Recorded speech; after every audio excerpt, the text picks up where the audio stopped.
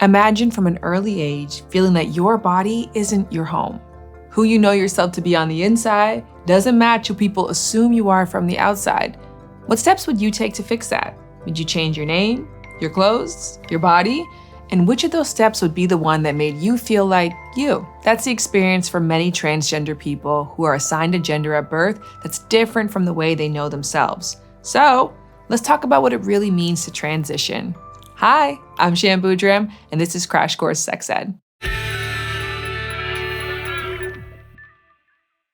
No matter what color confetti exploded at their gender reveal party, someone's genitals aren't their destiny. They're also not their gender, the socially constructed roles and behaviors often expected of us. And genitals aren't even the end-all, be-all of sex, a classification based on physical traits that involves genitals, but also hormones and genes. Sex is often treated like a fork in the road, male or female, penis or vagina. But in reality, the possibilities look a whole lot more like a New York City subway map. So let's look at the map. The egg and the sperm that made you went halvesies on all your chromosomes, the bundles of DNA that make you, you. And it's mainly the 23rd chromosome pair that affects your sex development. From the egg, you get an X chromosome. And from the sperm, you usually get either another X, making you XX, or a Y, making you XY. At about 6 weeks, an XX embryo usually starts developing what doctors would consider female reproductive organs: ovaries, fallopian tubes, a uterus, and a vagina. And an XY embryo usually has a gene that turns on, like grow a pair. The embryo develops testes. Those testes start secreting testosterone, and voila, more male reproductive organs, a prostate and a penis. There's a whole lot more on how this works in Crash Course Biology. Notice how I keep saying usually. That's because some people are born intersex, with a blend of male and female traits because of differences in their chromosomes or hormones. Like an XX person might have testes because the grow-a-pair gene that's usually on the Y was on the X instead. Or an XY person might produce the usual levels of testosterone, but have hormone receptors that don't respond to it with typical male development. There are a lot of ways that someone can be intersex, and those paths are more common than you think. About 17 in every 1,000 people are born intersex. With about 8 billion people on the planet in 2024, that's 136 million people. Wow, that's more than 3 times the population of Canada. Wild, huh? But because there's this expectation that everyone's got either a penis or a vagina, intersex people are often put through medically unnecessary surgeries when they're very young, so their bodies look closer to what's deemed normal. In any case, sex is only about the body you're born with, not the person you become. It's mostly about the bits. But as a society, you might say we're committed to the bits. We use people's anatomy to make assumptions about what they're like or how they're supposed to act. And all those socially constructed ideas swirling around us, that's gender. And gender identity is your inner sense of who you are, which could be a man, a woman, a blend of both, or neither. If you're cisgender, your sex, your gender identity, and the gender assigned to you at birth are all the same. But for everyone else, things aren't so straightforward. A transgender person's gender identity doesn't match the gender they were assigned at birth based on their sex. For example, they were assigned male but identify as a girl. And a non-binary person's gender identity doesn't fit neatly into either of the boxes, so they opt out of the gender binary altogether. Many non-binary people also identify as transgender, but that's up to the individual. For some folks, it takes years or even decades to recognize and put a name to those feelings. But for many, gender identity starts forming from a very early age. I have a 3-year-old who's very curious about anatomy and gender, so this conversation comes up a lot in my house, which is typical because by 3 or 4, it's common for both cis and trans kids to say, I'm a girl or I'm a boy, and to prefer same gender friends plus clothes and toys stereotypical for their gender.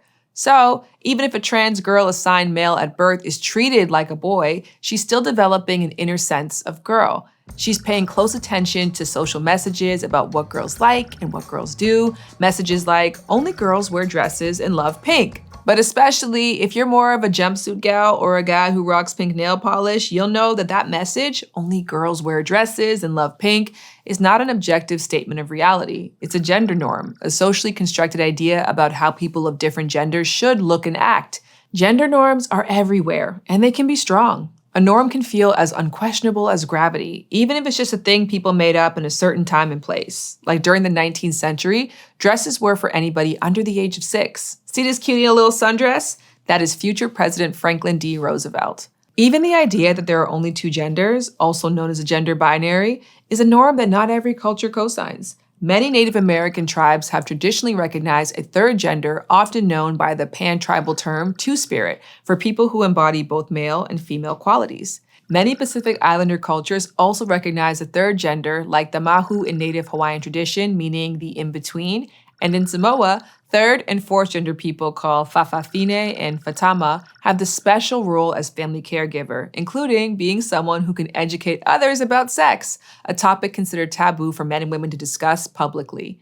If the idea that there are only 2 genders feels normal or natural, it might be because the idea was deliberately spread for centuries through the world's worst road trip, European colonialism. While seizing people's land, colonizers often suppressed and punished those who didn't align with the 2 genders Europeans thought were correct. So the idea that there are only 2 genders is just that, an idea that people created to organize the world around them. But while putting stuff in boxes is great when you're moving and have to separate your nightstand necessities from your kitchenware, it usually doesn't work for people. So, what happens when the box you're put into doesn't match who you are on the inside? Some people act on that feeling by going through a gender transition, choosing to live according to their gender identity, which can look like many things. For some, transitioning might look like changing their name or pronouns. For others, it might mean switching up their hair, their clothes, the way they talk. I'm Ashley Perez, and I'm a hunky dude, and I am 1 day on T. I'm Ashley Perez, and I'm a hunky dude, and I am 16 weeks on T. And some transgender people, but not all, might choose to transition by making physical changes to their body. One pathway for that is gender-affirming hormone therapy. This might involve things like testosterone or estrogen shots, which trigger physical changes similar to puberty, so that someone's body changes to be more in line with their gender identity. Hormone replacement therapy is generally only prescribed to people over 18, or occasionally someone in their late teens who has identified as trans for years, with approval from a doctor and their parents. As for young kids, before puberty, a trans kid's transition is primarily social, including things like their name, their pronouns, and their style. However, as puberty approaches, some trans kids might be prescribed a different kind of hormone therapy medication called puberty blockers, medications that pause the changes that don't align with their gender identity, things like facial hair, breast development, or a deeper voice. Puberty blockers have been tested and used safely for decades, and their effects are temporary. As soon as someone stops taking them, puberty revs up again. Finally, for some people, transitioning can involve surgery to their face or body to create more masculine or feminine features that better align with their gender identity.